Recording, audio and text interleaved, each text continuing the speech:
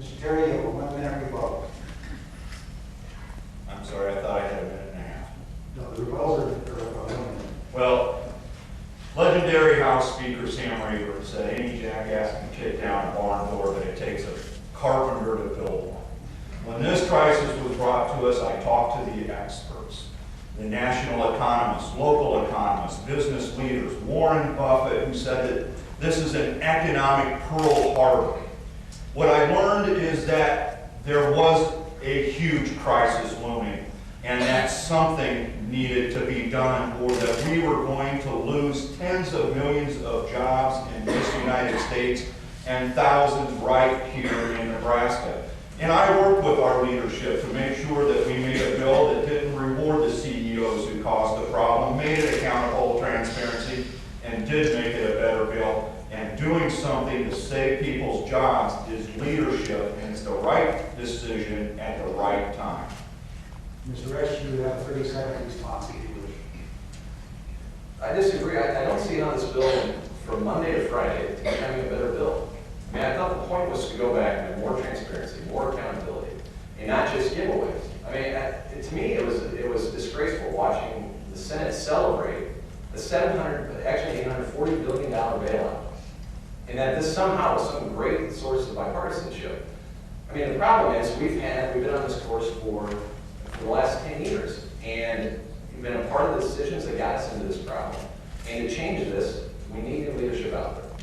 Congressman, if I could just quickly interject. Because of the way the markets have reacted, do you still feel confident?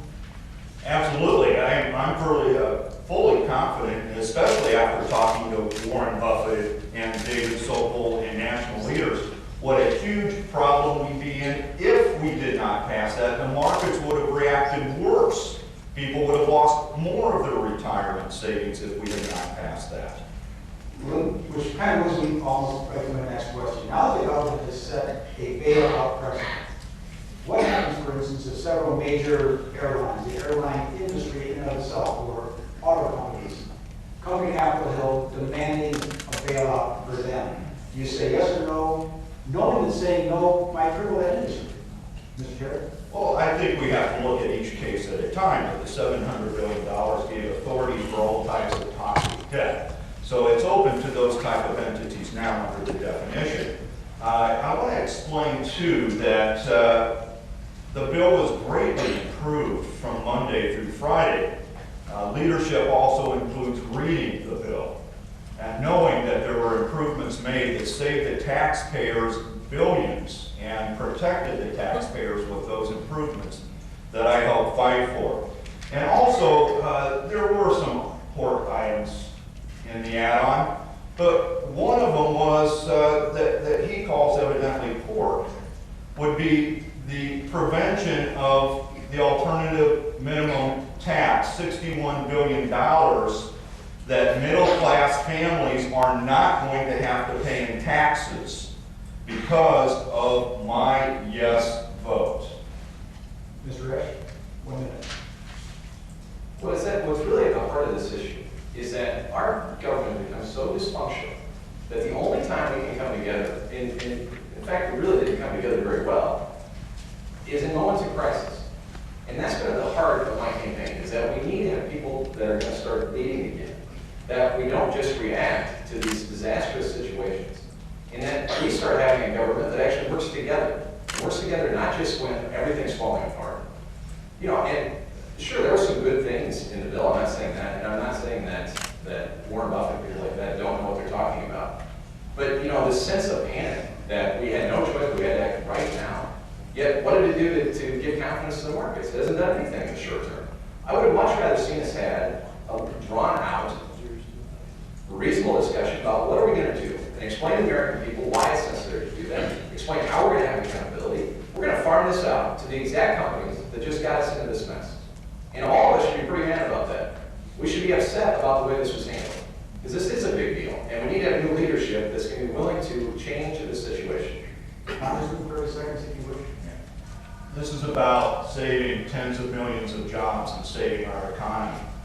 The experts said time was the essence. Maybe you dismiss Warren Buffett's Pearl Harbor and when his discussion, you have to act now. I don't think you should.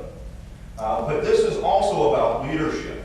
It took guts to push that right button, that green button. That's what was before us then.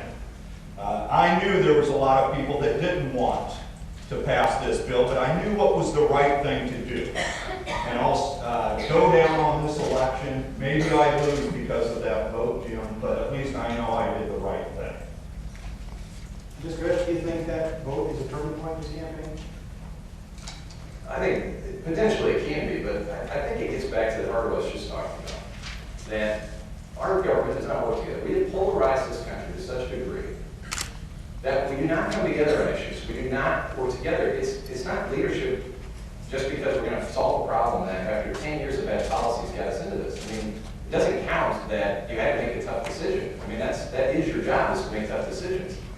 And it's making tough decisions all the way along, not just when there's a crisis situation, but throughout, when you've got special interest groups wanting to have all these deregulations and having these companies that want to be able to do all these different things, and we allowed Wall Street to do whatever it wanted for all this time. And that is true leadership, is standing up to those groups. Mr. Chairman, we need another 30 seconds. Same subject. Same subject.